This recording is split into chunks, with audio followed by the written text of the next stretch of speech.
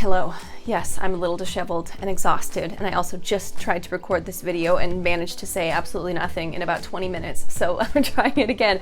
And yes, I am these ways because I did my first live pole performance last night, and I just really want to tell you guys about it. This first little part of the video is just going to be me giving you the context and background of this performance. If you only want to see the performance without any commentary, you can go to this timestamp, 5:01, and then at this timestamp, 8:57. I will be giving detailed commentary and detailed audio description of everything that I was doing. So let's get into the context. I was able to do this performance because for about 8 months or so now, I've been training with this combat belly dance troupe called the Dread Fleet that is led by this woman, Jen. Thumbnail from Jen's YouTube channel. And they have classes at my rec center, that's where I first met them, but they also do performances and training at Jen's house, and they just do all sorts of cool stuff, sword fighting, belly dancing, and now pole dancing. So basically what happened was Jen said, "Hey, we're doing this performance. We know you do pole. Would you do pole if we got you a pole?" And I said, "Yeah, sure, why not?" And then Jen said, "Okay, we got you a pole." So this was a pole that we rented from somebody in the local community. She came and set it up, thank goodness, and tore it down, thank goodness. Our performance space was a ballroom in a hotel, and the pole was just off to one side of the stage. And most interestingly, it was a stage pole. I have not used one of those since 2019 when I just sort of fiddled around on one that my friend had. Stage poles are interesting because unlike the pole that I'm using at home, which is pressure mounted between the ceiling and the floor, here's a picture of a stage pole. It's just a weighted stage at the bottom and then a pole protruding out of the middle of it. So there's nothing at the top. That makes the physics totally different because with a pressure mounted pole, it's just straight up and down. Nothing's going to move it side to side. But because a stage pole doesn't have that top point, it can move side to side. I had no idea what it was going to feel like to use this pole. This whole time that we were setting it up in my head, I was thinking, oh yeah, I'm going to have all this time to test the pole out, and then I'll do a long, extensive warm-up. I'm not even wearing my belly dancing outfit yet. We were supposed to go on at 7:30, and then suddenly it's 7:27, and I'm not even in my clothes yet. So touched the pole once just to see what it felt like. It felt slippery. I thought, ooh, and then I ran to the bathroom to put on my outfit. The pole was actually stainless steel. I use powder coated here at home, so that was already different.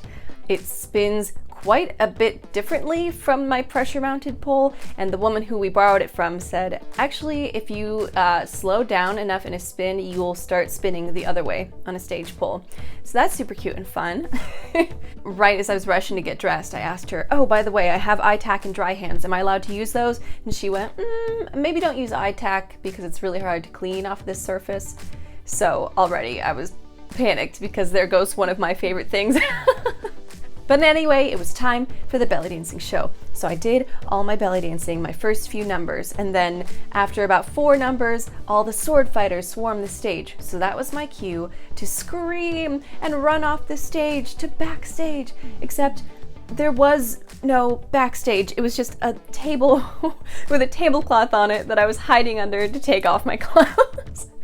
So I'm trying to duck underneath the table enough that people in the audience can't see the top of my head. I'm holding a hollow body position while I'm stripping off my shirt and my skirt. I did have the foresight to wear my pole clothes underneath my belly dancing clothes, so it's not like, you know, I had to really get naked. So my pole outfit is this navy blue bralette and then navy blue swim shorts from Target. I actually really like these things. I find that a lot of pole shorts don't cover enough crotch, and these were crotch covered. I bought these shorts specifically for this performance because a lot of the stuff I train in doesn't always consistently cover my crotch, you know? And Jen didn't try to harsh my mellow or anything with my outfit, but she did say, maybe nothing super revealing, and I totally agree with that. This was not the type of show where you might want to accidentally see a little bit of lip, you know? Because there was no backstage, it's just a table. All of my big dreams about doing a warm-up also were not able to happen because I didn't want to be distracting the audience standing there, you know, swinging my legs back and forth. And so it was time for me to get on the stage. It's not like I was just pole dancing and nothing else was happening. I was pole dancing to the side while 3 belly dancers were performing a sword balancing routine on the main stage right next to me. And Well, I've been talking a long time now. Why don't I just show it to you? Presented without commentary, my first live pole dancing performance.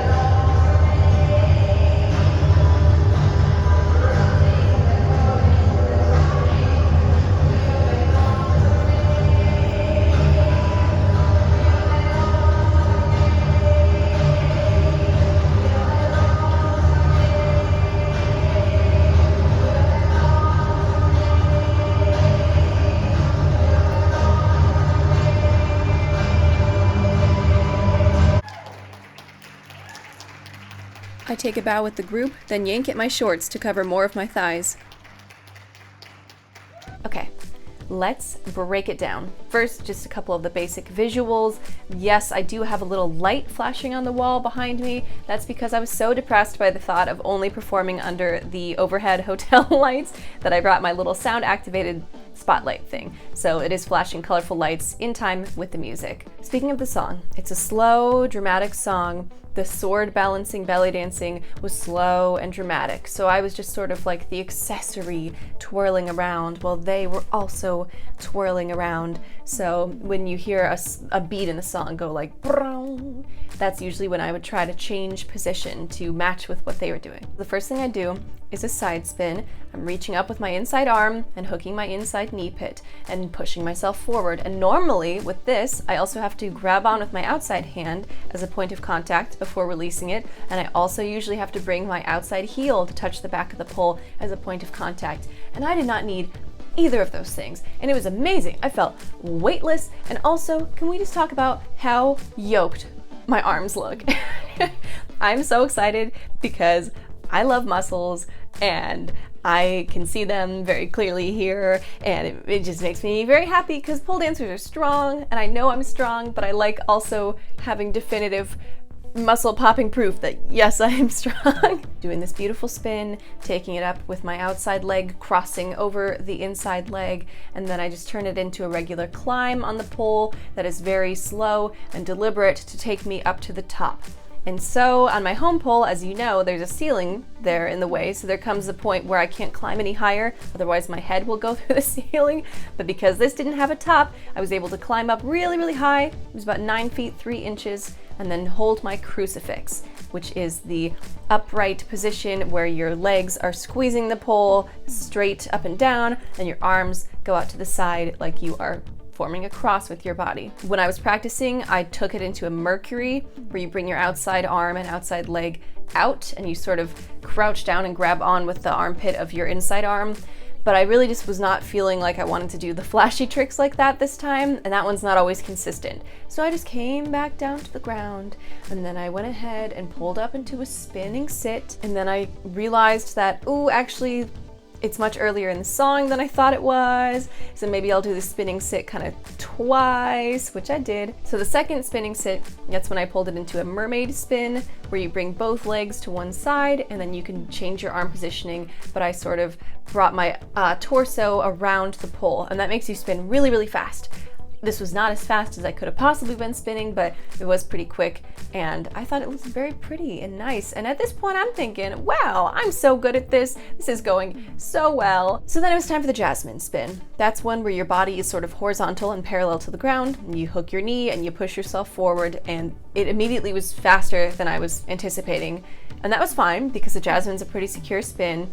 I had practiced with transitioning that into a Superman, and then I just kind of decided, no, I would rather not fall on my face on this hard metal platform. So instead, I tried to take that to a martini seat. So I would bring my back and outside leg up and catch it with my inside hand, which is hooked on the pole at the elbow, while keeping the inside knee bent against the pole. But maybe it was the speed, maybe it was my skin just slipped, maybe it was, the pole gods gotta humble me, but I didn't end up catching that outside leg, and I slammed both my feet down to the metal base. And let me tell you, it was loud. It doesn't really show up on the video, but let me just play it for you from both angles.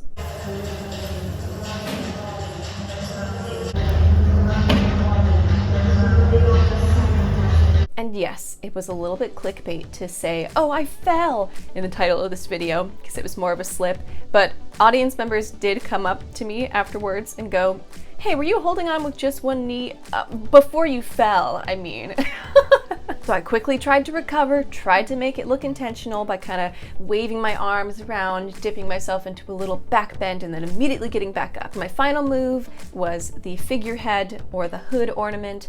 Much like that first spin, you have your inside arm grabbing the pole, and then your inside knee comes up, and that knee kind of keeps going until it kicks you in the butt, so you look like a hood ornament that you might find on someone's expensive sports car. So that spin worked beautifully. I was able to cross my arms to look dramatic, and then I brought my outside leg up and caught it with my inside arm like I had been trying to do earlier with the martini seat, and that was all great. And then the song ends with every performer coming back onto the stage and looking very serious at the audience, and so I just sort of made my way over to them to pose. So did I make a mistake? Yes. Was it obvious enough that audience members talked to me about it afterwards? Yes. But what Kelsey performance doesn't have that element to it, But I sort of don't really care because I'm just proud of myself for doing it. It was a much different feeling than just recording a video to show to you guys, because I don't have to look at your faces in the audience while you're watching it. I don't have to see you check your phone or scratch your butt or even look at me with rapture, and all those things feel way different when they're happening to you live. And I hope that you enjoyed that little story and the clips, and I've been rambling for so long now, so I think I'm gonna go take a nap. Bye! The subscribe button appears on the right. A suggested video and playlist appear on the left.